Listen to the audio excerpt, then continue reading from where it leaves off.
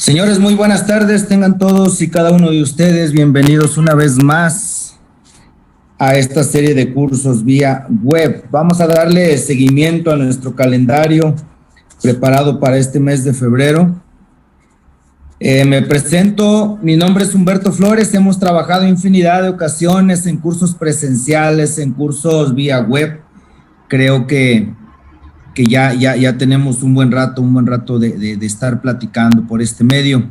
Pues señores, sean bienvenidos nuevamente. Vamos a tocar ahora el tema del motor DT466 y el motor DT570, ¿ok? Un motor que ustedes yo creo que conocen muy bien, porque llevamos muchos años trabajando con ellos. Para ser exactos, desde el 2009 estamos trabajando con estos motores. Entonces, pues vamos a darle continuidad a nuestro calendario. Señores, por favor, necesito luz verde a través del chat, o bien pueden desbloquear su micrófono y comentarme si me escuchan fuerte y claro, y también si la presentación se ve de forma correcta. Solo espero luz verde de ustedes, señores, para iniciar. Sí, se ve y se escucha, Beto. Excelente. ¿Quién me contestó? Andrés. Andrés Espinosa, arriba las Chivas, mi buen Andrés. Mano, ya empezamos mal. Ya empezamos mal. Excelente, señores. Bueno, pues vamos a darle continuidad, señores. Bienvenidos. Vamos a iniciar con nuestro primer slide, el cual tenemos ya en pantalla.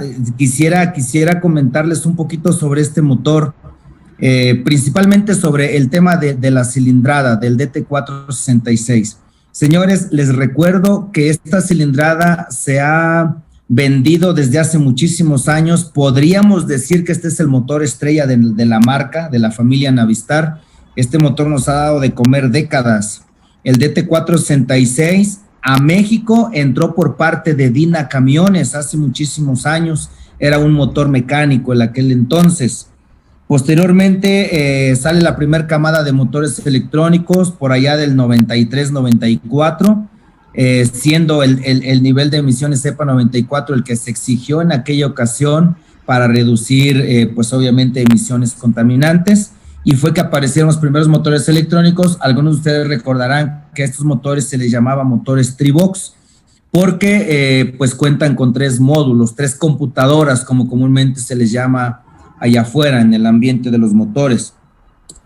Posteriormente, 4 años después, para 1997-98, sale la segunda generación de motores electrónicos, también DT466, pero ahora de emisiones EPA 98. 6 años después, para EPA 04, sale justamente la nueva tecnología con 2 módulos, SM e IDM por separado, y de esta tecnología es de la que vamos a hablar exactamente en este momento. Para México, EPA 04 fue la última camada de motores DT466 que se vendieron. Para Estados Unidos existe el EPA 07, el EPA 2010, también DT466. ¿Por qué les hago este recorrido de los motores, este pequeño comercial? Porque es necesario, señores, que identifiquemos exactamente el motor que estamos diagnosticando, ya que ha habido mucha gente que cae en la confusión y hace uso de manuales que no son correctos para el motor. Hay muchos sistemas electrónicos, la parte mecánica también puede cambiar entre un EPA 98, un EPA 04, un EPA 07, son diferentes. Entonces no hay que caer en la confusión, señores. Cada que ustedes diagnostiquen o reparen un motor DT466, por favor, tengan a la mano la información que pertenece realmente a ese nivel de emisiones. El hecho de que sea DT466 no quiere decir que todos son iguales, ¿ok? Entonces, pues de entrada, señores, eso es lo primero que debemos verificar, que tengamos la información correcta. Y bueno, hablando sobre la nomenclatura de este motor, el significado del DT466, DT significa diésel turbocargado y 466 se refiere a la cilindrada del motor en pulgadas cúbicas. Es un motor de 466 pulgadas cúbicas. Si esto lo convertimos a litros, estamos hablando de un motor 7.6 litros. Y el 570 es un motor de más capacidad, es un motor de 570 pulgadas cúbicas o 9.3 litros. Este motor nosotros lo estuvimos vendiendo para unidades que trabajan en la construcción, como por ejemplo las ollas revolvedoras, ¿no? Por ejemplo, camiones basureros, ese tipo de unidades. Ahí se estuvo vendiendo el DT570. La información de la cual vamos a estar hablando durante esta hora pertenece a ambos motores, siendo el DT466 pues el que más conocemos, ¿no? El que más se vende. Muy bien, esta es la ficha, las características del motor. Es una lista de características generales. Estamos hablando de un motor con turbo de geometría variable, por sus siglas en inglés EBRT. De entrada podemos comentarles que es un turbo controlado por el SM, es un turbo electrónico, que se comporta como si tuviéramos 3 turbos de diferente tamaño en el motor. Un turbo pequeño, un turbo mediano y un turbo grande. ¿Ok? Entonces, el funcionamiento de estos 3 tamaños va en base a la exigencia del operador y por supuesto también si la unidad lleva carga o no. Entonces, pues bueno, esa es la característica del turbo. Más adelante vamos a ver exactamente su funcionamiento. Bueno, al ser un motor de emisiones EPA 04, este motor cuenta con 24 válvulas en la culata, siendo 2 de admisión y 2 de escape por cada cilindro. Podemos comentarles que las válvulas de admisión son más grandes que las válvulas de escape. ¿Ok? A partir de emisiones EPA 04, todos los motores cuentan con 4 válvulas por cilindro. Los que han trabajado los motores DT466 de emisiones anteriores recordarán que en esos motores solo tenemos 2 válvulas por cada cilindro, una de admisión y una de escape. El freno de motor es opcional. Este motor, al ser vendido para diferentes aplicaciones, este motor se puede vender en unidades de reparto que andan todo el tiempo en la ciudad, a vuelta de rueda, trabajan mucho tiempo en ralenti o que de pronto andan en los pueblos, en las terracerías. En ese tipo de unidades de motores no se requiere freno de motor, ¿ok? El freno de motor realmente se aplica para unidades foráneas. En nuestro territorio, un cliente como Coppel, por ejemplo, Coppel que mueve mercancía desde Culiacán hasta toda la República, en ese tipo de unidades sí es necesario aplicar el freno de motor. Es por eso que el freno de motor es opcional. El sistema EGR es de línea. Todos los motores EPA 04 cuentan con sistema EGR o recirculación de gases de escape. Hablaremos de esto más a detalle en un momento. El sistema de inyección para este motor, utilizamos el sistema HEWI de segunda generación. Recordemos que la nomenclatura HEWI significa inyección unitaria electrónica hidráulica.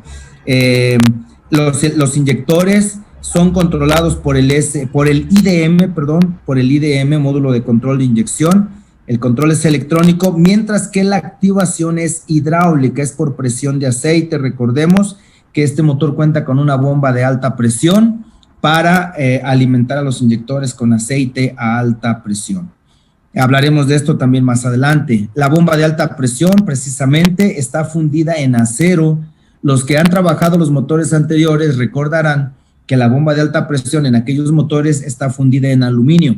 Y de pronto, al trabajar a presiones de más de 3,000 libras, los taponcitos llegan a dañarse, se dañan las roscas ya que son de aluminio y al rato pues hay que reparar la bomba o en ocasiones reemplazarla. Para que esto no suceda en estos motores, ahora la bomba está fundida en acero. El sistema electrónico se compone de 2 módulos, SM e IDM. Hablaremos de estos más adelante para ver su ubicación y la conexión de cada uno de los módulos. Los sensores de sincronización son 2 en este motor, CMP, posición de árbol de levas y posición del cigüeñal. En las tecnologías anteriores recordarán que solo se utiliza uno de estos 2, que vendría siendo el sensor CMP. Bueno, esta es una lista general de las características del motor. Vamos a pasar ahora a la ficha técnica. Estamos hablando de un motor diésel de 4 tiempos de 6 cilindros en línea. Recordemos que el hecho de llamarle de 4 tiempos es porque su ciclo de trabajo se compone de 4 etapas: admisión, compresión, fuerza y escape, y estas 4 etapas o 4 fases se cumplen cada 2 vueltas del cigüeñal. En una vuelta del cigüeñal se cumplen 2 fases y completa su ciclo en una segunda vuelta del cigüeñal. 2 vueltas del cigüeñal por una vuelta del árbol de levas. Todos los motores de 4 tiempos funcionan exactamente igual. La disposición de válvulas ya lo habíamos comentado, 4 válvulas por cada cilindro. El desplazamiento del motor también lo comentamos, 7.6 litros o 466 pulgadas cúbicas. En el caso del 570, 9.3 litros. El diámetro de camisas es de 166 milímetros. Aquí hubo un pequeño errorcito, 166 milímetros de diámetro y de carrera de pistón 146 milímetros. La aspiración del motor, ya comentamos que cuenta con un turbo de geometría variable, por sus siglas en inglés, BGT. La rotación del motor, viéndolo de frente, el motor tiene rotación horaria, en sentido de las manecillas del reloj. El motor gira hacia la derecha. Hay que tener la debida precaución que cuando vamos a girar el motor de forma manual, por el tema de la calibración de válvulas, siempre tener la precaución de girarlo a la derecha. El sistema de inyección, ya habíamos comentado, es el sistema Hewi, por lo tanto se utiliza un riel de alta presión, se le llama de riel común de alta presión, y esta es marca pues registrada de International. Sobre los inyectores ahora encontramos un riel, el cual alimenta desde 700 PSI hasta 3800 PSI de presión de aceite sobre los inyectores. El peso del motor, en el caso del DT466, 671 kilogramos, mientras que el 570, al ser un motor más robusto, de más capacidad, pues también viene más reforzado, tiene más peso, 708 kilogramos. El orden de encendido es el mismo orden de encendido de cualquier motor de 6 cilindros en línea, 1, 5, 3, 6, 2, 4, y realmente pues el orden de encendido pues solo es como mera información, porque realmente no lo vamos a ocupar para nada, ni en el diagnóstico ni en la reparación haremos uso del orden de encendido. En la tecnología anterior, en los EPA 98, EPA 94, allá sí ocupamos el orden de encendido por el diagnóstico de los inyectores con software.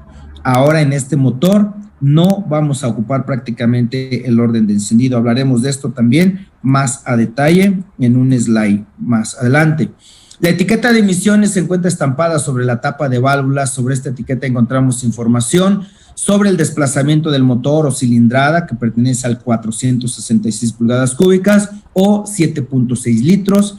Nos identifica también la potencia del motor, el torque del motor, nos manda información sobre la tecnología para que este motor pueda cumplir con emisiones EPA 04, nos identifica también la calibración de válvulas, admisión y escape. En este caso, parejo lleva 19 milésimas de pulgada la calibración de válvulas.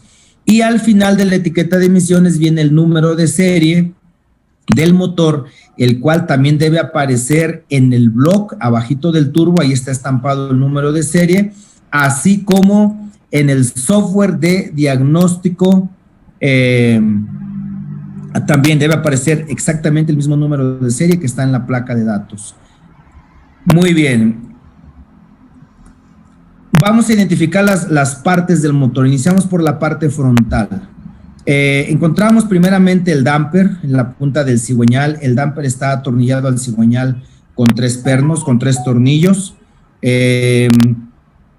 Quitando el damper y una tapa que se encuentra detrás de este, encontramos la bomba de aceite, la bomba de lubricación para todo el motor. Es una bomba tipo Gerotor. Podríamos decirle que es la bomba de baja, ¿ok? Es la bomba de lubricación.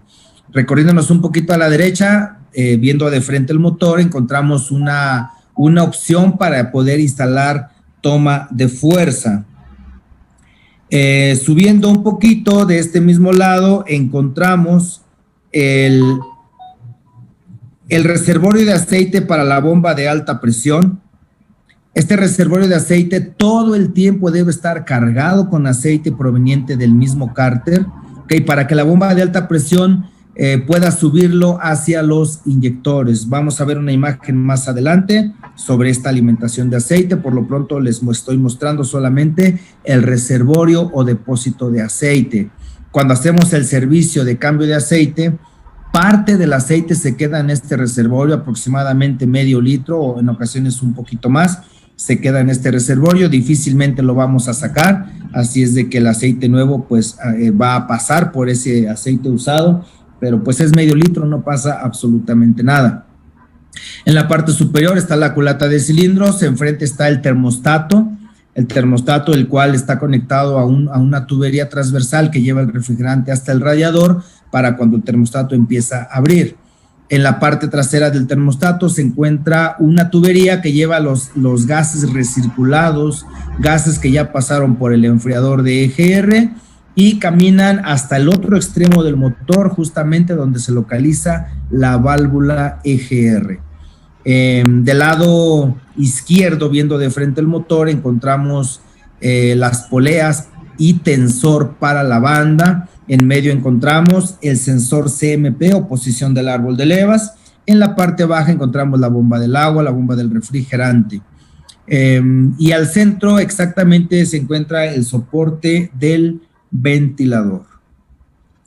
Recorriendo ahora hacia el lado izquierdo del motor, este es lo que se le llama el lado frío del motor, la parte fría del motor, ya que de este lado se encuentra la alimentación de aire de admisión proveniente del postenfriador.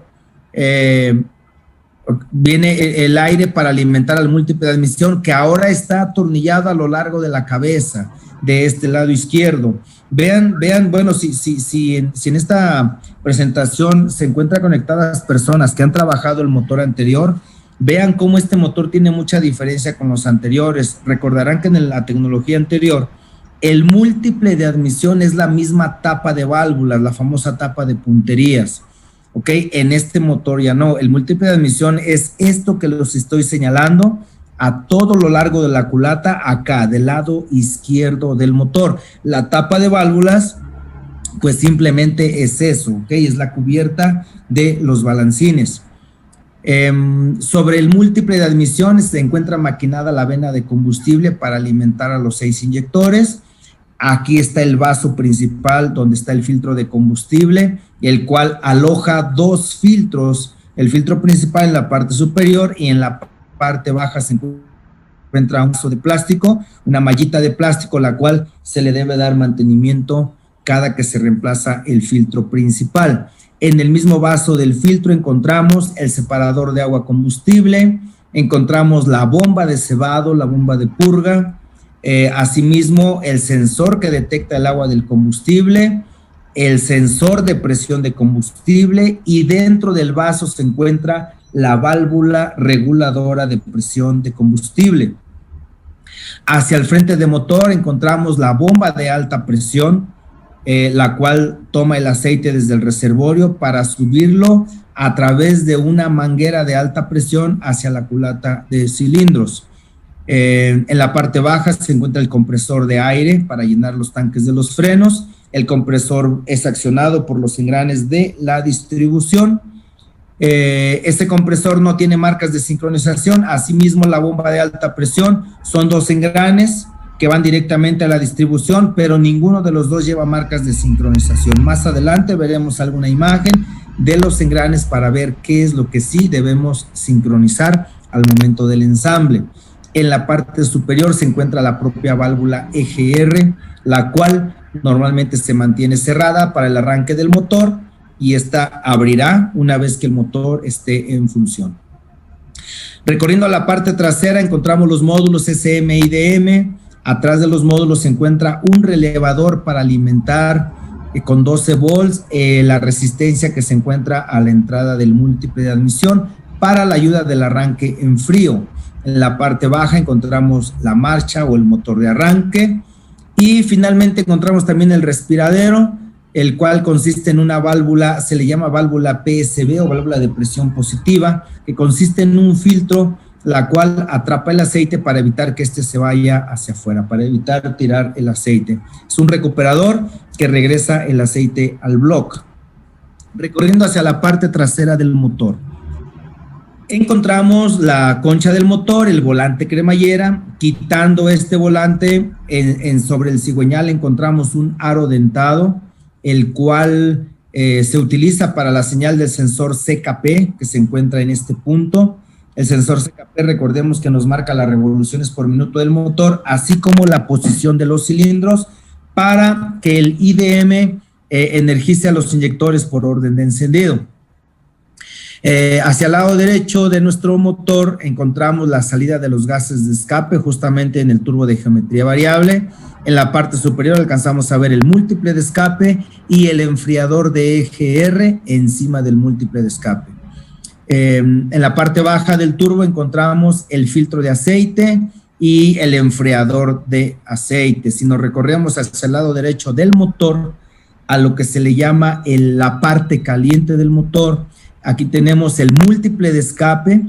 El múltiple de escape tiene conectado un sensor llamado EBP, el cual pues determina la presión de los gases de escape.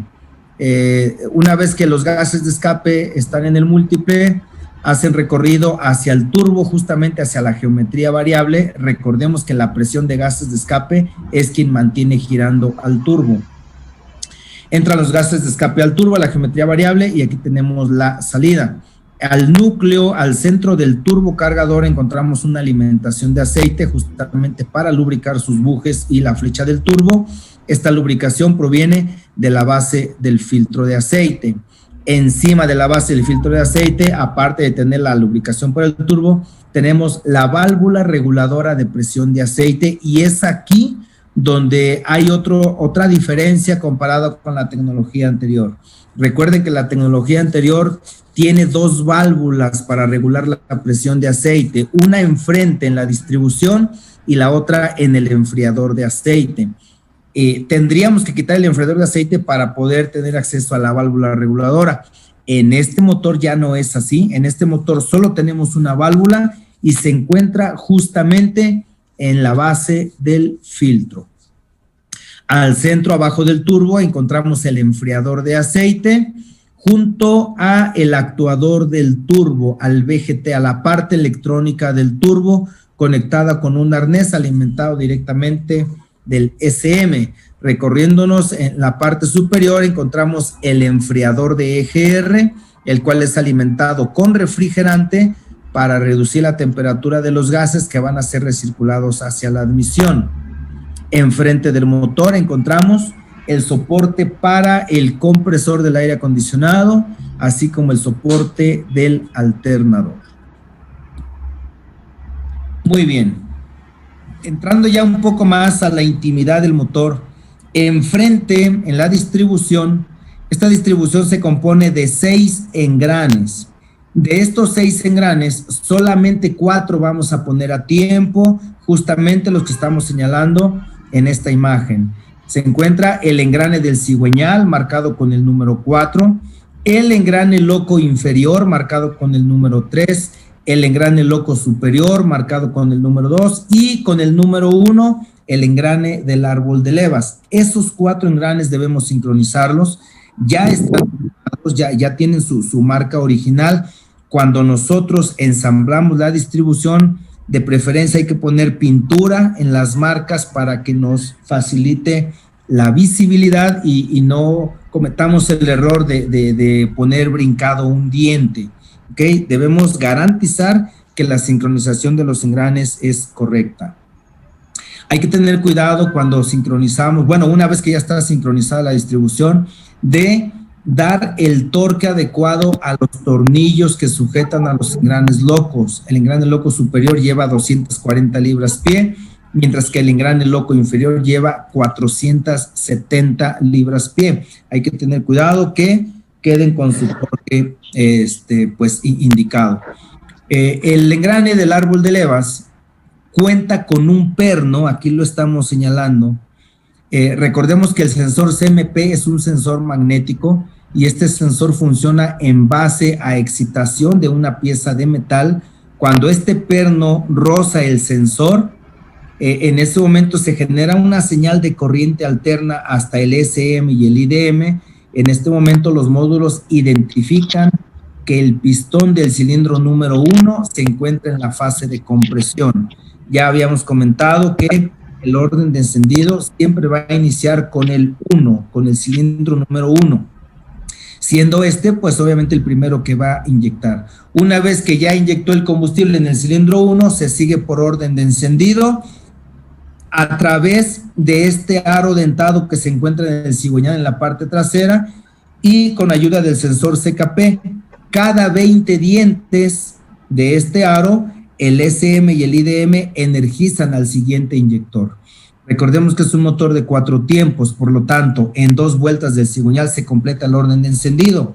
En una vuelta se inyecta el combustible en 3 cilindros, 1, 5, 3. En la siguiente vuelta, 6, 2, 4, ¿ok?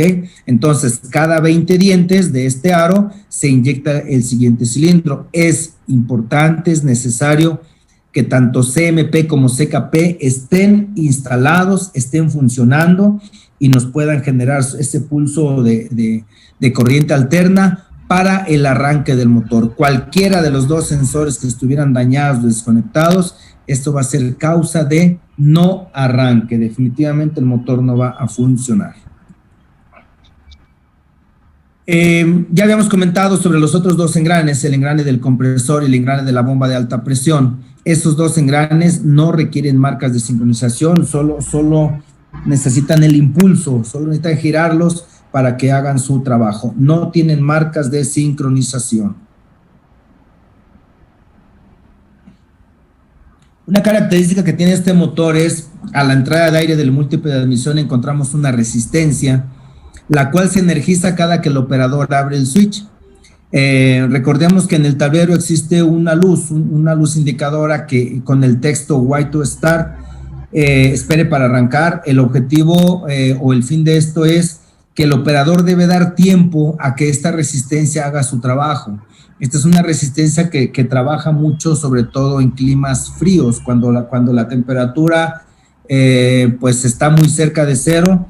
Esta resistencia se mantiene más tiempo energizada con el objetivo de calentar el espacio a la entrada del múltiple de admisión, para que una vez que el operador dé marcha, el aire de admisión que está entrando al motor aumente su temperatura y el arranque del motor sea con más facilidad.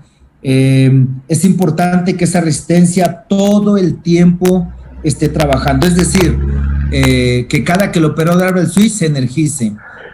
Muchas veces ya nos ha tocado casos donde los clientes desconectan la resistencia porque dicen, aquí en México, no sé, por ejemplo, en Mérida, en Culiacán, donde hay temperaturas de 40 grados centígrados o más, de pronto el cliente puede llegar a pensar, aquí no se necesita esa resistencia porque la temperatura es suficiente para que el motor arranque fácil, pero no es así.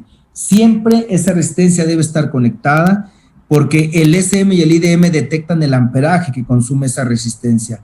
Si desde que abrimos el switch la resistencia está desconectada, los módulos, al no detectarla, inhiben la inyección y tenemos un motor que no va a arrancar con facilidad. ¿Okay?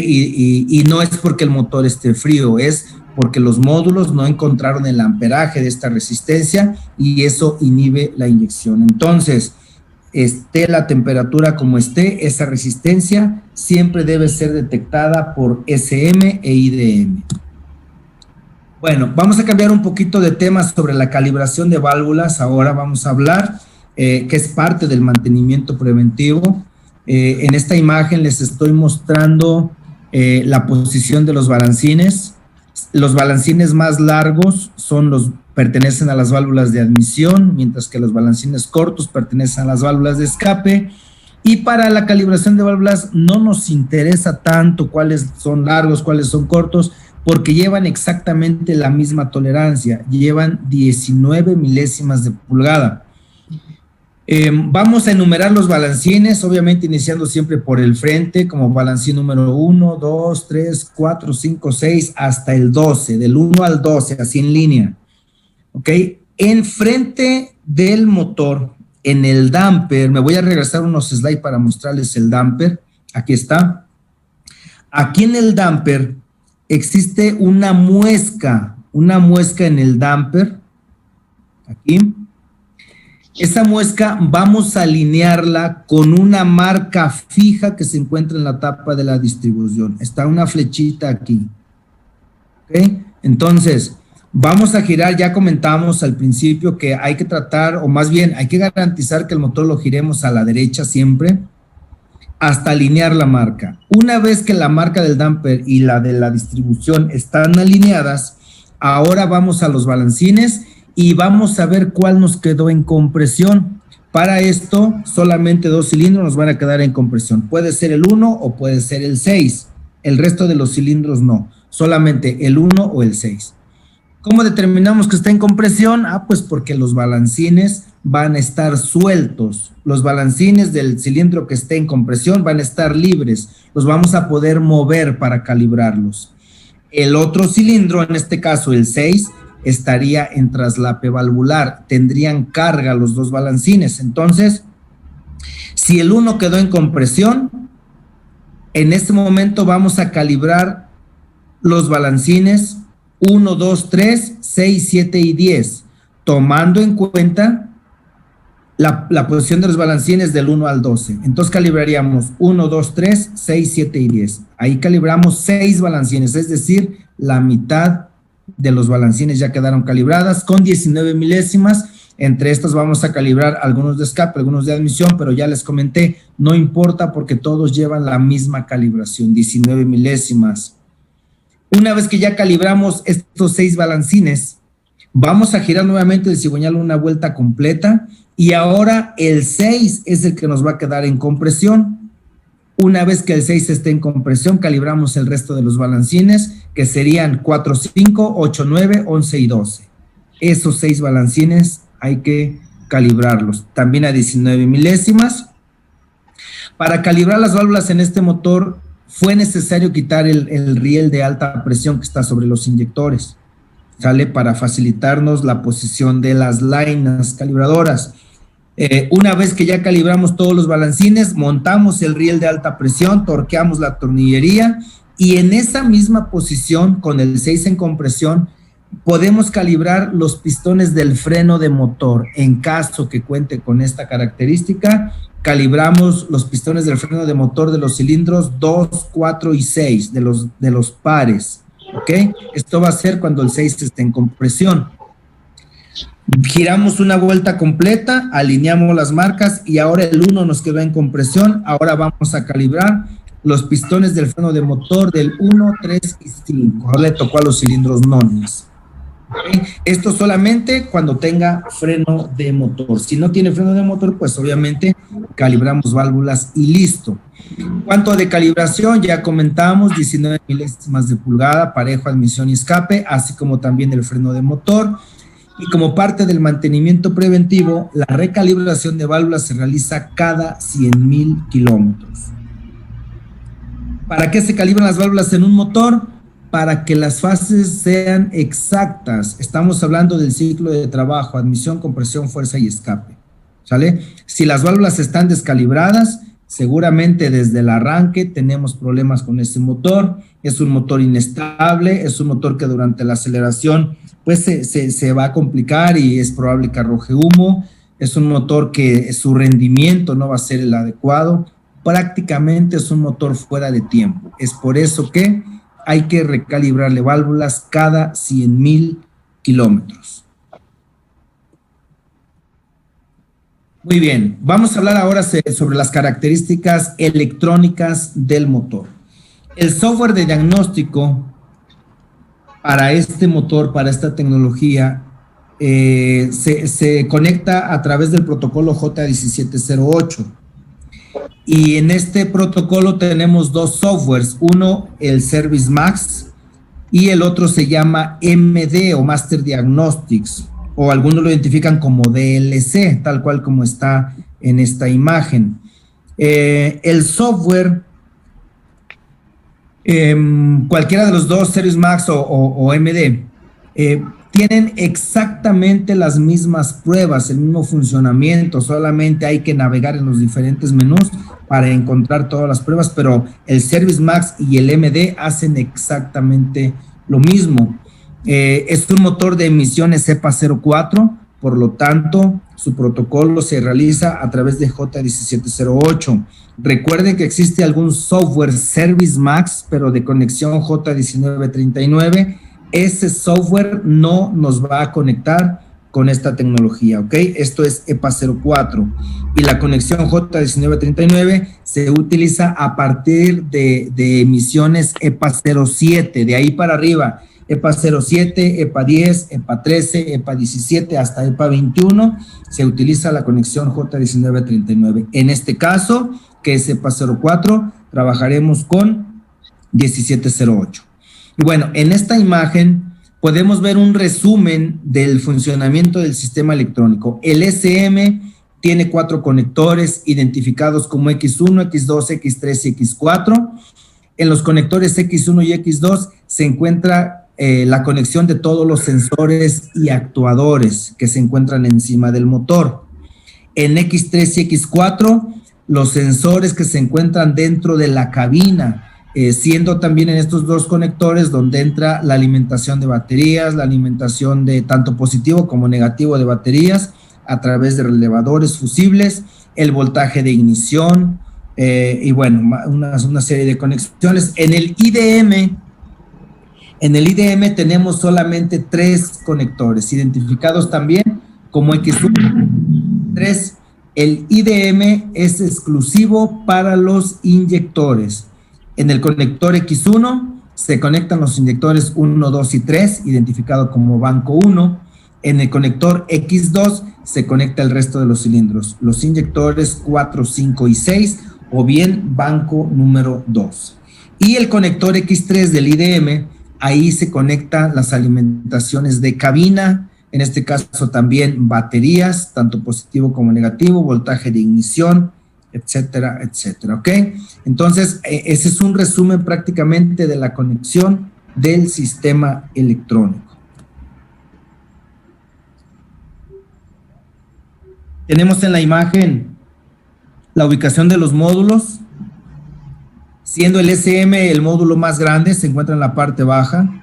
Ya les comentaba de la identificación de los conectores. X1 es el conector que está en la parte trasera y avanzando hacia el frente encontramos X2, X3 y X4.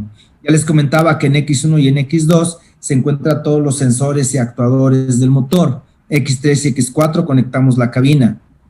En el IDM es un módulo más pequeño, solo con 3 conectores, iniciando también por la parte trasera, X1, X2, X3. En el X1 conectamos los inyectores 1, 2, 3. En el X2, el 4, 5 y 6. Y el X3 es alimentación de cabina. Detrás de los módulos encontramos un relevador, el cual se energiza para la resistencia que se encuentra a la entrada del múltiple de admisión. Sensores. Este motor cuenta con 5 sensores de presión de línea. Esos 5 sensores de presión son ICP, que es presión de control de inyección. Es el que vigila la presión de aceite que llega a los inyectores. El BCP es un sensor opcional, este no es de línea. El BCP vigila la presión del freno de motor. Recuerden que el freno de motor es opcional. Si no tenemos freno de motor, pues obvio este sensor tampoco va a existir, ni tampoco la válvula de corte del freno que estoy señalando en este momento. ¿Okay? Entonces, el BCP es opcional. El EOP sí es un sensor de línea, ese es el sensor que mide la presión, o que vigila más bien la presión de aceite del motor, la de lubricación. Se localiza en la parte trasera del compresor sobre el bloque de cilindros. El sensor MAP es otro más de los sensores de línea del motor. Se localiza encima del múltiple de admisión en la parte frontal, prácticamente encima de la bomba de alta presión. Ahí se encuentra el sensor MAP. Aparte de estos 4 sensores, también está el sensor EBP, que mide la presión de los gases de escape. Está el sensor VAP, que se encuentra debajo del tablero para medir la presión barométrica. Está el sensor EFP, que también es opcional. Este sensor mide la presión de combustible y se localiza en la base del filtro. Entonces, prácticamente son 5 sensores de línea y 3 sensores opcionales de presión. ¿Ok? Hablando de sensores de temperatura, tenemos el sensor MAT o temperatura de aire del múltiple, el cual se localiza también encima del múltiple de admisión. Recordemos que los sensores de temperatura, su conexión es de 2 cables, mientras que los de presión es de 3 cables. Entonces, aquí juntos tenemos el MAP y el MAT. Temperatura 2 cables, presión 3 cables. Sensor de temperatura de refrigerante. Este se localiza enfrente del motor del lado derecho, a un lado del termostato del refrigerante. Solamente 2 cables también, ya que es de temperatura. La señal de este sensor, el SM la utiliza para el control del fan clutch, para mantener la temperatura adecuada en el motor. El sensor EOT, temperatura de aceite del motor, se localiza en el reservorio a un lado de la bomba de alta presión. Todo el tiempo está sumergido en aceite mientras el reservorio cuente con este aceite. ¿Ok? Mide la temperatura. CMP, posición del árbol de levas, ya habíamos hablado un poquito de este sensor, se encuentra enfrente del motor, su conexión es de 2 cables, pero este sensor no se alimenta del SM, es un sensor magnético, es un sensor que genera su propio voltaje, él genera un voltaje de corriente alterna y sirve para posicionar los cilindros para el arranque del motor. Y el CKP, que es un sensor también magnético, sensor de posición del cigüeñal, está localizado sobre la concha del motor en la parte trasera. Actuadores. Recordemos, señores, que el sistema electrónico de un motor, su funcionamiento se basa en 3 partes: en entradas, procesamiento y salidas. Las entradas las generan los sensores. Toda la información de los sensores llega al SM. Esas son entradas.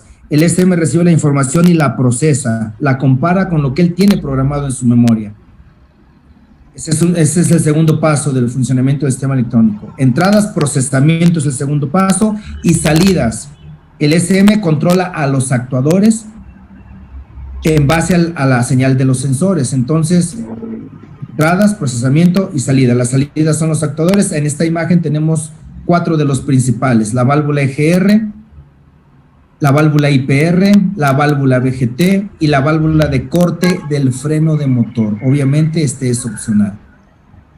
Aparte de estos 4 actuadores, tenemos más en el motor. Se encuentra el fan clutch, se encuentra el freno de escape, se encuentra el calentador de aire de admisión, el mismo tablero de instrumentos. Todos estos son actuadores controlados por el SM.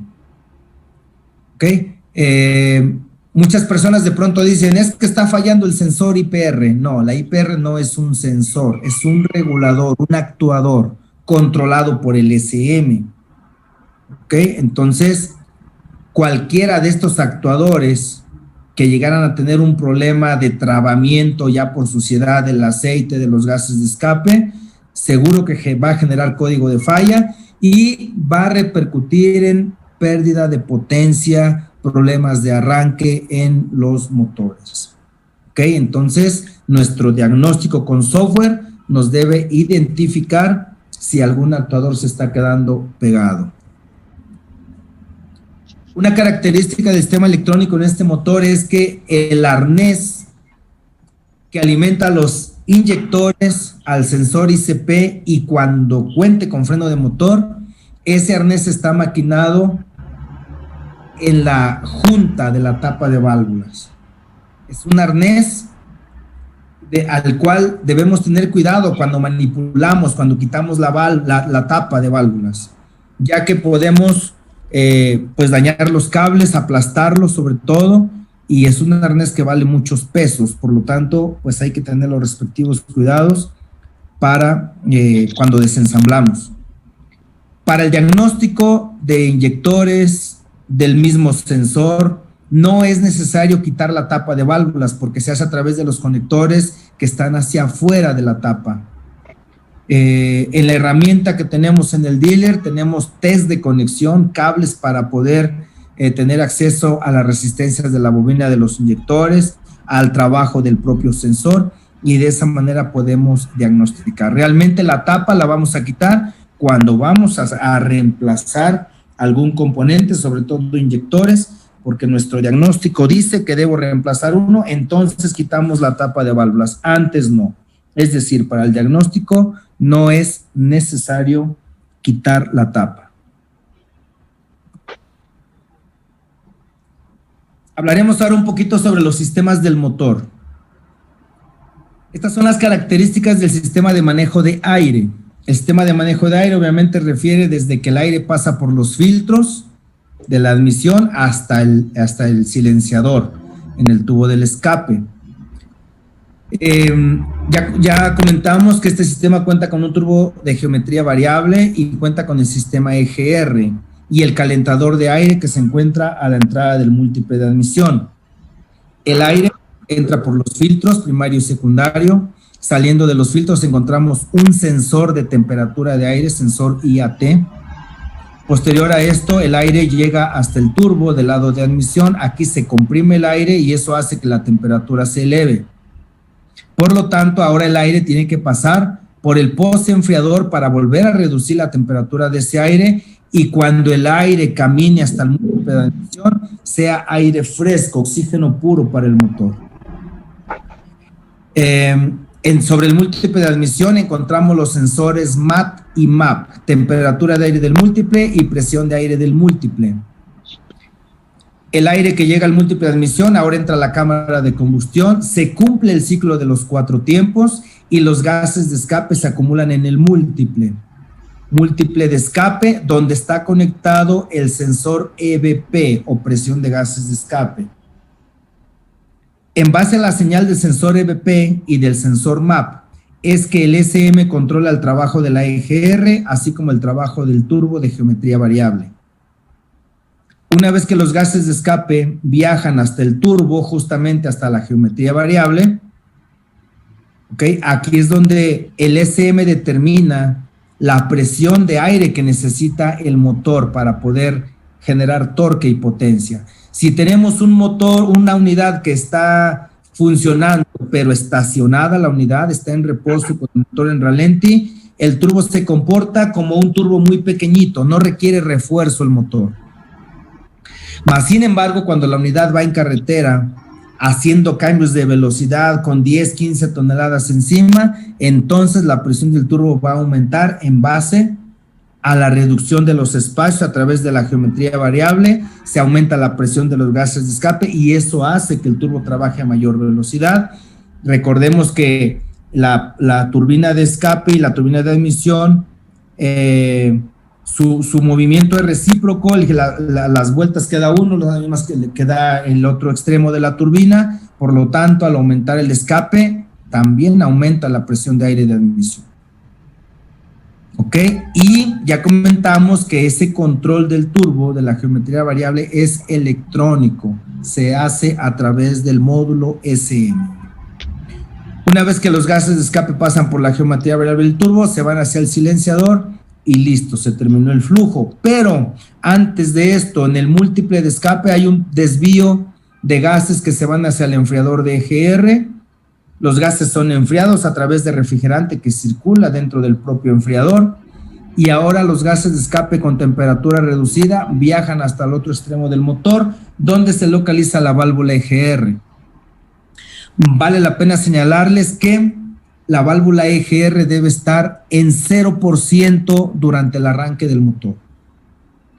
Si tengo un motor con problemas de arranque y vigilo que la EGR se está quedando pegada abierta, es decir, desde que le estoy dando marcha al motor ya está abierta la EGR en un 5, 10, 15%, esa es causa de difícil arranque. Para que el motor logre arrancar fácil, la EGR debe de estar en 0%. ¿Ok? Ahora, estamos viendo una imagen del turbo. El turbo de geometría variable, su control es electrónico, este es el actuador del turbo, el VGT, pero este actuador controla un varillaje que se encuentra al centro del turbo. Lo que debemos vigilar es que cada que el operador abre el switch, se debe mover el varillaje del turbo porque se energiza el actuador, el VGT se energiza, entonces debe mover el varillaje del turbo. Si el operador mueve 20 veces el switch, 20 veces se tiene que mover el varillaje. ¿ok? Si desde el momento que el operador abre el switch, el varillaje no se mueve, desde ahí ya tenemos un problema. Este problema puede ser electrónico o bien puede ser mecánico. Electrónico, pues puede ser que el arnés que alimenta al VGT tenga algún problema con alguna de sus líneas, probablemente la línea esté abierta, esté en corto, esté haciendo falso contacto en el conector, o el VGT ya esté dañado, el embobinado del VGT. La gran ventaja de esto es que debe existir un código de falla, porque el problema es electrónico. ¿Ok? Más sin embargo, si al momento de abrir el switch no se mueve el varillaje, pero tampoco hay código de falla, entonces muy seguramente tenemos un problema mecánico. El turbo se quedó pegado por los gases de escape, por la suciedad de los gases de escape. Recordemos que los gases de escape debe ser ceniza, debe ser polvo. Más sin embargo, cuando el mantenimiento preventivo no es adecuado o cuando estamos usando combustible no adecuado, los gases de escape salen en una forma de masa, en una forma chiclosa. Y eso es lo que provoca que se queden pegados ya sea el turbo o la misma válvula EGR, y en poco tiempo tenemos problemas de arranque o bien problemas de desempeño de motor. Ok, entonces lo correcto es abrir switch y que se mueva el varillaje del turbo. Eso tiene que ser siempre que se abra el switch. Cambiemos ahora al sistema de combustible. Las características del sistema de combustible es que se utiliza un filtro de cartucho y un colador de plástico, una bomba manual para el cebado, para la purga, y una característica muy importante es que una vez que el combustible se encuentra en la culata, se encuentra en los inyectores, ese combustible no tiene regreso al tanque. Esta es otra diferencia con la tecnología anterior. En los motores DT466 anteriores, sí existe un retorno de la cabeza del motor hacia el tanque, a través de una válvula reguladora. En este motor no. En este motor el combustible que suba es combustible que se va a quedar atrapado en la culata de cilindros. ¿Ok? Los flujos de combustible inician desde la base del filtro, combustible proveniente del tanque. Primero pasa por el sedazo que se encuentra en la parte baja del filtro. Es una coladera de plástico. Este sedazo se debe limpiar, se debe lavar cada que hacemos el servicio. Recordemos que en el repuesto que nos entregan para el servicio del combustible vienen dos ligas, una más grande que otra. La liga grande obviamente va en la tapa principal, en la parte superior. La liga pequeña va en el vaso, en el colador. Muchas veces no estamos haciendo el servicio completo y no limpiamos el colador. Nos sobra una liga siempre. Y cada servicio de motor estrenamos pulsera porque la usamos para eso.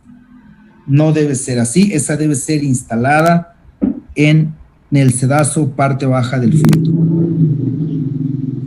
Una vez el combustible pasa por ese sedazo, ahora viene a la base de la bomba de cebado, donde encontramos dos válvulas check. Recordemos que las válvulas check, su función es permitir el paso en un solo sentido. Permite que el combustible pase, más no que regrese. Sellan para que se quede cargada la línea. Entonces pasa el combustible, llega a la bomba de transferencia y ahora regresa a la base del filtro principal. Se presuriza el vaso. Dentro del vaso, en el fondo, se encuentra la válvula reguladora de presión de combustible. En la parte trasera se encuentra el sensor Wheel.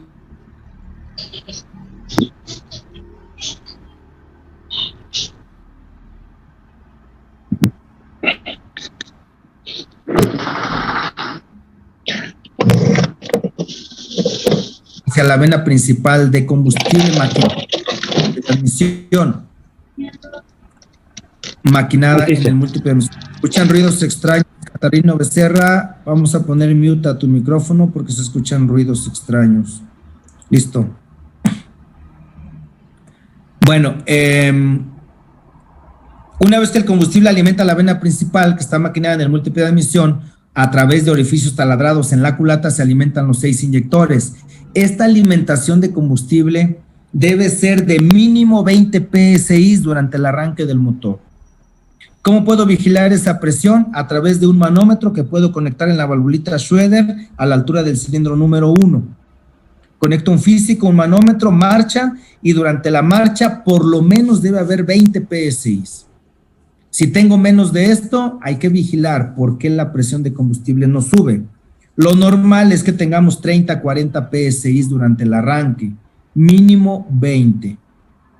Una vez que el motor ya está funcionando, la presión de combustible nunca debe bajar de 50 PSI, entre 50 y 75 libras de presión de combustible. Si tengo un motor con reporte de pérdida de potencia, con reporte de problemas de arranque, este es uno de los puntos principales que debo vigilar, la presión de combustible. ¿Ok? Siendo 75 PSI el tope, porque justamente a las 72 PSI se abre la válvula de alivio que se encuentra en el fondo del vaso. De pronto podemos ver picos de hasta 75, pero no más. ¿Ok? Entonces, este combustible se queda presurizado en la parte superior. Tenemos ahora en la imagen las diferentes funciones del vaso de combustible. En la parte baja está el colador, el sedazo de plástico, el cual se le debe dar limpieza en cada servicio del filtro de combustible. Una vez el combustible pasa por este sedazo, sale el combustible hacia la bomba de transferencia. Encima encontramos el filtro principal de combustible. Debajo de este encontramos la válvula reguladora de presión de combustible, el sensor de presión de combustible, el sensor que detecta el agua en el combustible, la salida del combustible ya filtrado y regulado para ser entregado hacia los inyectores a través de la vena que está taladrada en el múltiple de admisión. Ok, entonces es una serie de funciones dentro de este vaso. Hay que, siempre que hagamos el servicio de mantenimiento preventivo de cambio de filtros, hay que darle limpieza también al vaso para quitar el sarro que pudiera acumularse por el agua y de esa manera evitar el que se encienda el foco de fuel filter que se encuentra en el tablero. Esta es la entrega de combustible en la vena principal que está maquinada en el múltiple de admisión. Al frente, a la altura del cilindro número 1, se encuentra la valvulita Schroeder, donde comentábamos que podemos instalar un manómetro para medir la presión de combustible. ¿Sale, vale? Vamos ahora al sistema de lubricación. Este motor en el servicio se lleva 28 litros y medio, en un overhaul se lleva prácticamente 29 litros de aceite. Hay que respetar la calidad. Ahorita más adelante vamos a ver qué viscosidad y qué calidad de aceite vamos a usar en este motor. Recordemos que el aceite que se usa para lubricar a todo el motor es el mismo aceite que genera la alta presión para la inyección, para el trabajo de los inyectores. La bomba tipo Gerotor que se encuentra en la nariz del cigüeñal, enfrente del motor, detrás del damper, es la que succiona el aceite desde el cárter y lo presuriza a través de una vena hacia el enfriador de aceite y el filtro de aceite. Una vez que el aceite pasa por estos dos componentes, ahora el aceite regresa al block, a la vena principal. En esta imagen, el color amarillo nos representa aceite sin filtrar, aceite proveniente del cárter. Una vez que el aceite es filtrado y regulado, llega a la vena principal del block y ahora nos lo representa en color naranja. Ese es aceite filtrado y regulado. Recordemos que la válvula reguladora se encuentra encima de la base del filtro. Una vez que el aceite llega a la vena principal, existen 7 orificios hacia abajo del block para alimentar la bancada, para alimentar el soporte del cigüeñal. 7 puntos de apoyo del cigüeñal son alimentados de la vena principal del block. En la misma vena principal encontramos los 6 rociadores de pistón. 6 rociadores, uno por cada cilindro. En la misma vena de principal encontramos alimentados los 4 bujes que soportan al árbol de levas. 4 puntos de apoyo alimentados de la vena principal del block. En el último punto de apoyo, en la parte trasera del motor, Existe una vena taladrada que coincide o que se hace coincidir con la culata del motor para subir el aceite hasta los balancines. El aceite de los balancines por escurrimiento regresa al cárter, pasando a lubricar en las varillas, los buzos, árbol de levas y llega hasta el cárter. En la parte frontal del motor, entre la caja de distribución y tapa de distribución, forman una vena que sube el aceite hasta el reservorio para la bomba de alta presión. Entonces, con esta imagen podemos darnos cuenta cómo el aceite que usa la bomba de alta presión para los inyectores es el mismo aceite que lubrica todo el motor. Es aquí donde de pronto se vuelve delicado cuando el mantenimiento preventivo no es adecuado. Hablaremos de esto en unos segundos. El tipo de aceite que hay que utilizar para este motor, SAE 15W40, es la viscosidad de especificación API CI4 o bien CK4. La cantidad de aceite en el servicio, 27 litros y medio. En un overhaul prácticamente se lleva los 29 litros, 28.7 litros. La presión de aceite a temperatura normal de operación en ralenti, la presión puede bajar a 30 PSI, de ahí para arriba, no menos de 30. Y la máxima presión de aceite hasta 60 PSI. En la imagen tenemos tres figuras de la bayoneta, donde la primera nos marca lo correcto, el nivel correcto de aceite, entre las marcas mínimo y máximo, ahí debe estar siempre el aceite. Recordemos que hay que acostumbrar a los operadores a que no rellenen. Hay muchos operadores que les gusta ver siempre el aceite en el nivel máximo. No es correcto. Un motor al cual le acabamos de hacer el servicio, lo dejamos en el nivel máximo, es muy probable que en 2-3 días que revisemos el nivel esté ligeramente abajo. Es normal, todos los motores tienen, una vez que el motor ya está funcionando, el aceite reparte en todo el motor y es normal que el aceite baje un poquito su nivel, pero para eso existe un rango, una marca del mínimo.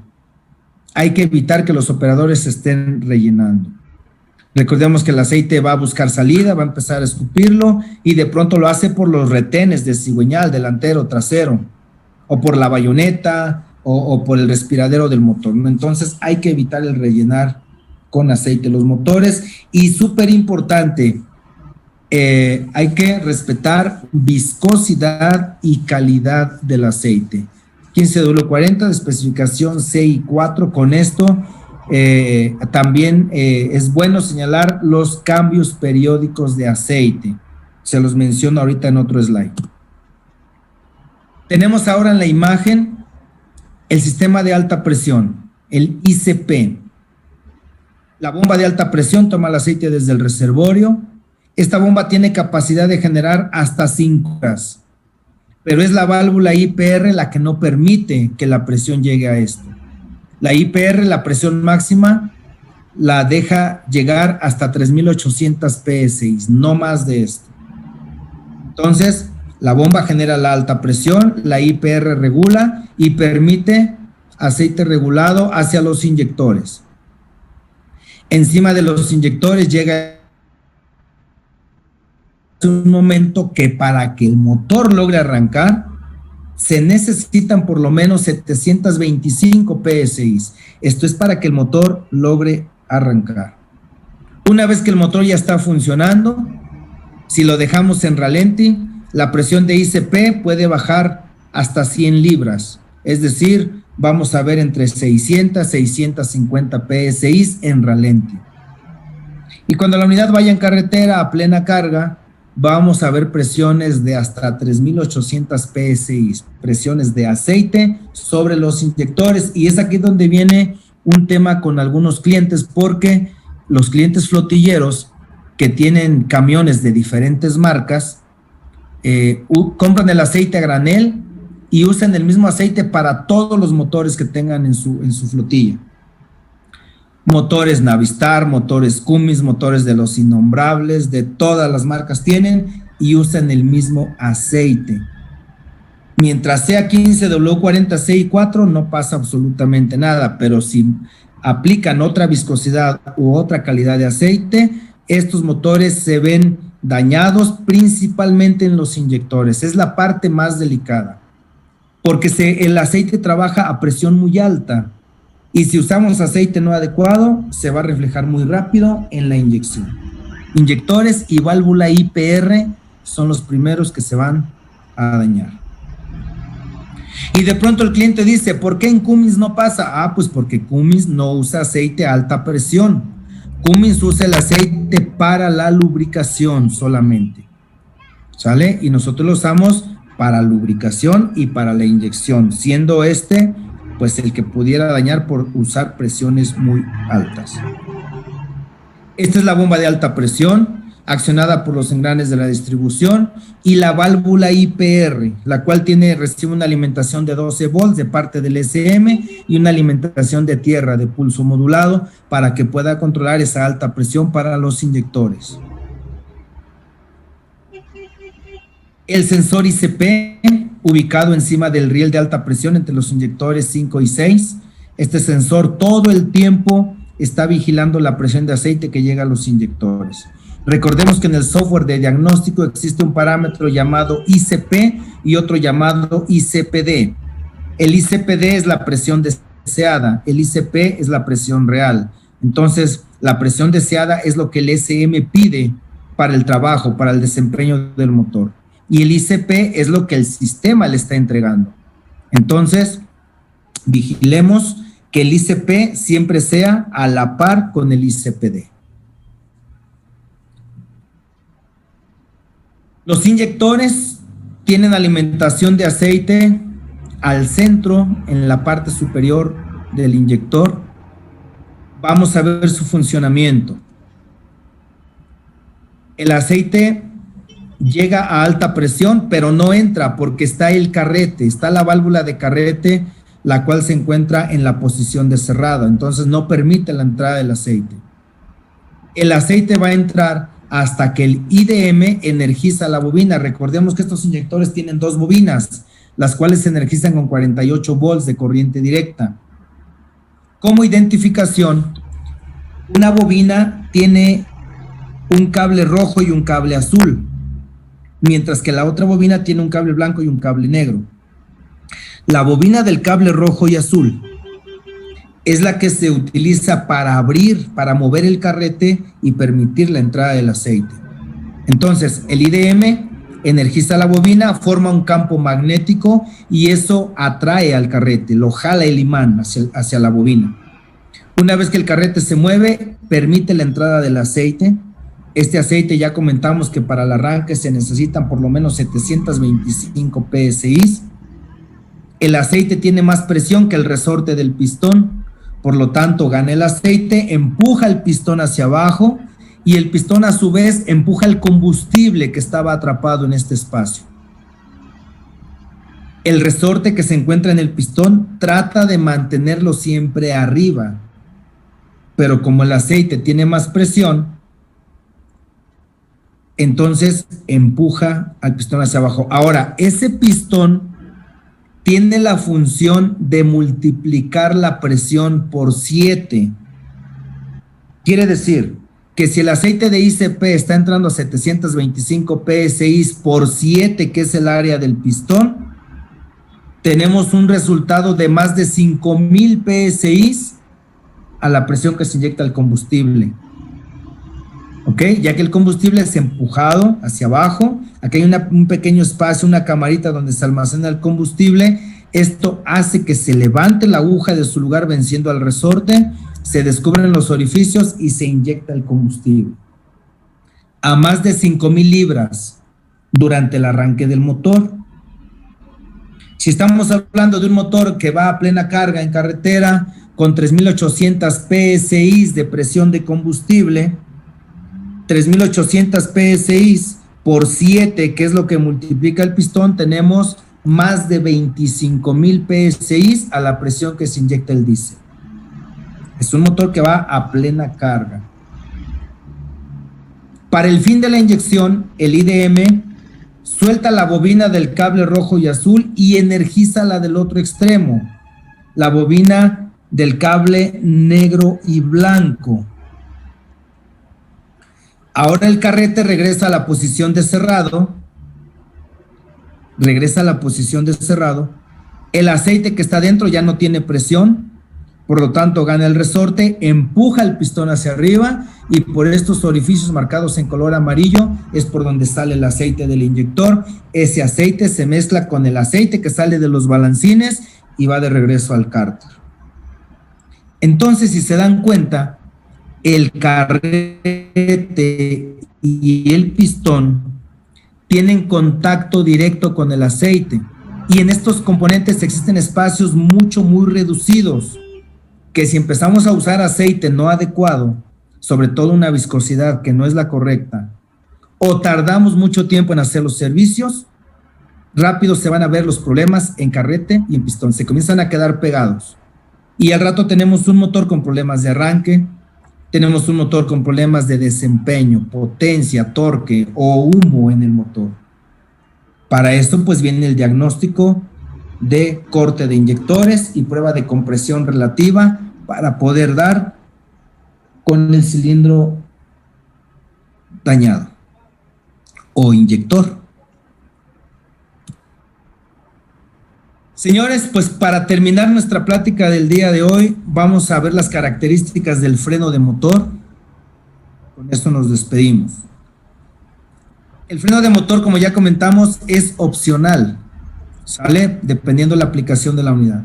El freno de motor consiste en 6 pistones integrados al riel de alta presión, uno por cada cilindro. Los pistones reciben presión de aceite. La misma presión de aceite de los inyectores se desvía hacia los pistones del freno de motor. Esto va a suceder cuando el operador pida la función a través de un interruptor en el tablero. El SM manda alimentación de 12 volts a la válvula de corte que se encuentra al centro del riel. Cuando esa válvula se energiza con 12 volts, desvía el aceite de ICP que estaba llegando a los inyectores, lo desvía para enviarlo a los pistones del freno de motor. Una vez que los pistones del freno de motor reciben la presión de aceite, se calza una de las válvulas de escape, ya que el pistón se encuentra exactamente encima de la válvula. Entonces llega la presión de aceite, ahora llamada BCP, entonces calza la válvula de escape dejándola abierta. Todo el tiempo se encuentra calzada la válvula y por ahí se descompresiona el motor y toda la fuerza de los 6 cilindros se pierde.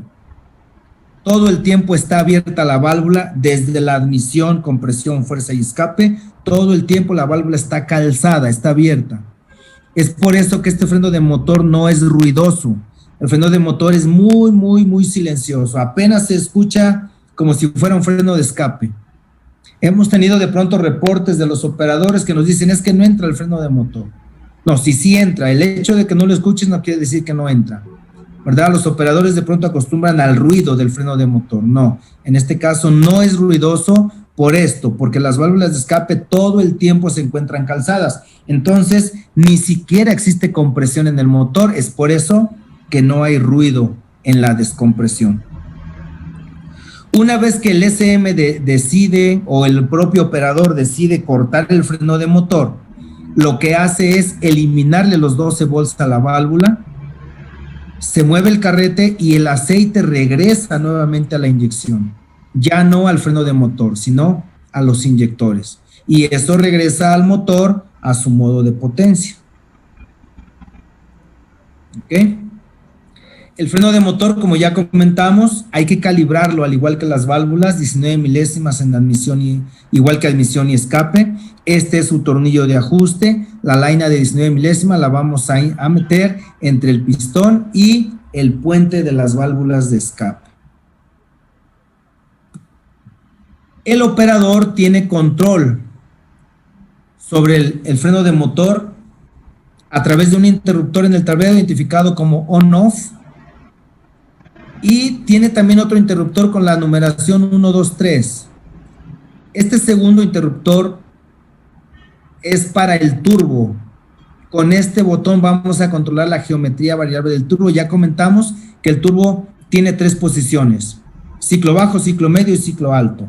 Siendo el ciclo alto donde las aspas cierran totalmente y el operador podrá tener más fuerza de frenado. Entonces, tenemos el freno de motor más el freno de escape que se cumple con las aspas del turbo, la fuerza de frenado aumenta. ¿Sale? Recordemos que en el riel de alta presión, para el freno de motor, solo se encuentra una válvula de corte. Por lo tanto, cuando activamos el freno de motor, los 6 cilindros trabajan al mismo tiempo. Aquí no podemos dividir el freno de motor en banco 1, banco 2 y banco 3. Es decir, 2 cilindros, 4 cilindros, 6 cilindros, no. Aquí una sola válvula trabaja para los 6 cilindros. La fuerza de frenado la podemos aumentar o reducir con la geometría variable del turbo, con las posiciones 1, 2, 3. ¿Vale? Y bueno, señores, pues para terminar, para despedirnos, solamente les muestro este texto sobre el mantenimiento preventivo, donde hablamos del servicio normal y servicio severo. Una unidad de servicio normal son aquellas que trabajan todo el tiempo en carretera. Ya les comentaba, una unidad de Coppel que andan pues en viajes foráneos. El servicio se realiza cada 24,000 kilómetros. En servicio severo, a la mitad, a cada 12,000 kilómetros. Servicio severo son unidades que andan en la ciudad repartiendo producto a vuelta de ruedas, semáforos, tráfico, terracerías, mucha temperatura. Ese es un servicio severo, cada 12,000 kilómetros. El cambio de refrigerante cada 360,000 kilómetros o 4 años, si no se contaminó con agua, si el operador no ha rellenado con agua o si están usando todo el tiempo el mismo tipo de refrigerante, entonces podemos llevarlo hasta 4 años o 360,000 kilómetros. Los filtros de combustible en la póliza marca 48,000 kilómetros, aunque por las condiciones de unidades de reparto normalmente se hace al igual que el aceite. 24,000 en servicio normal o 12,000 en servicio severo. Y finalmente el respiradero, como parte del mantenimiento preventivo, hay que limpiarlo cada 150,000 kilómetros. ¿Ok? Ese es un extracto de la póliza de garantía para el mantenimiento preventivo. Pues señores, pues sin más ni menos tenemos prácticamente el fin de la presentación. La verdad es que son presentaciones rápidas, son presentaciones donde tratamos de retomar los puntos más importantes del motor, de dar una recordadita a todos esos puntos de fallos comunes o de mantenimiento preventivo, de los servicios de calibración de válvulas y este tipo de cosas. Obviamente en un curso presencial pues se ve mucho más información. Ahorita esto es un resumen, un extracto de la información más importante del motor. Antes de despedirnos quisiera preguntarles si existe alguna pregunta, algún comentario sobre esta presentación. Adelante, señores, pueden abrir sus micrófonos o bien a través del chat pueden hacer sus preguntas. Adelante, señores.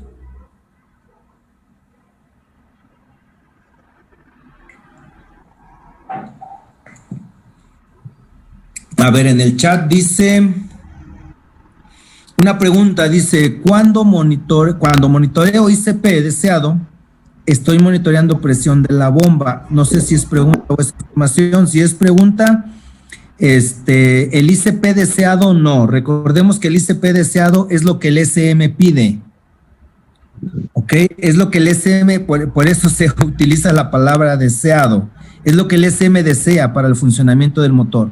Cuando tú monitoreas ICP, solamente ICP, ahí sí estás monitoreando el trabajo de la bomba y de la IPR, ¿sale? Pero solo cuando es ICP.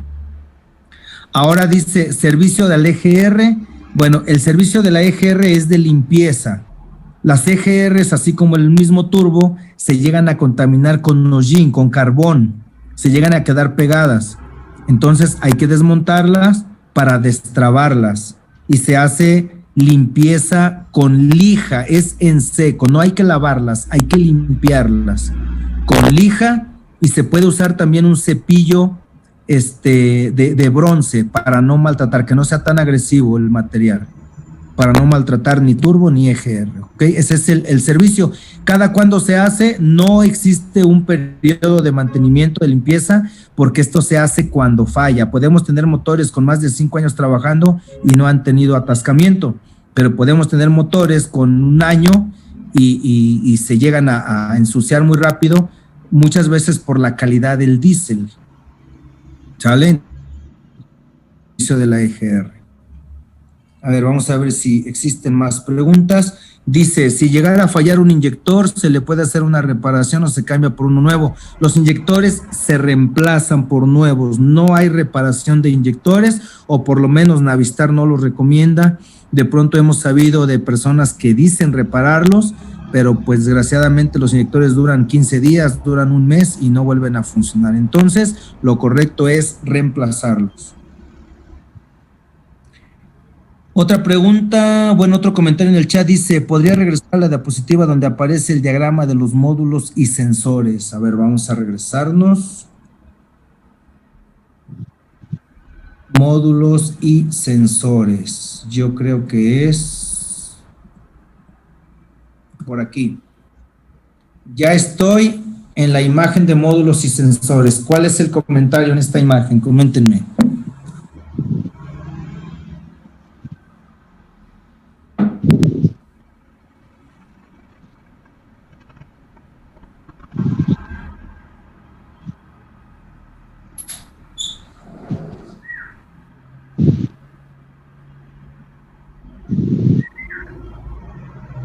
Bien.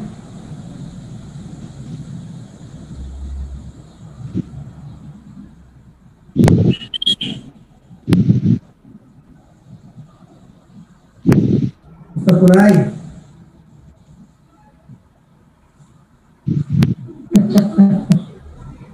Estoy terminando mi junta.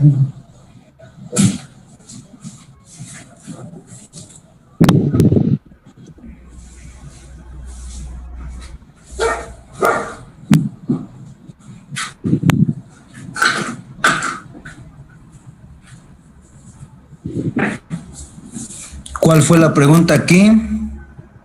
Dice, ¿la IPR tiene fusible o es directa? Ah, la IPR es directa del SM. El turbo se calibra, no, el turbo no se calibra. ¿Ok? Solo se instala y listo, no hay calibración. ¿Qué más, señores? ¿Qué más? ¿Preguntas, dudas?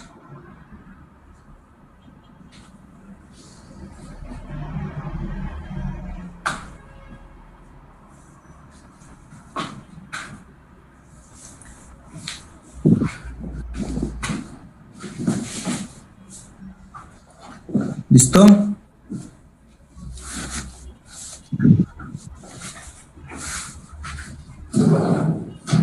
Bueno, pues señores, no queda más que agradecerles su tiempo, su atención y pues desearles que sigan cuidando. Y nos estamos comunicando, yo creo que mañana tenemos una plática sobre el portal de casos iKnow. Ok, a la misma hora, 5 de la tarde. Temprano, por ahí va a haber otra plática sobre el motor A26. Entonces, pues señores, no queda más que agradecerles su tiempo, su atención, desearles que pasen muy buena tarde, noche. Nos comunicamos el día de mañana. Hasta luego, señores, gracias.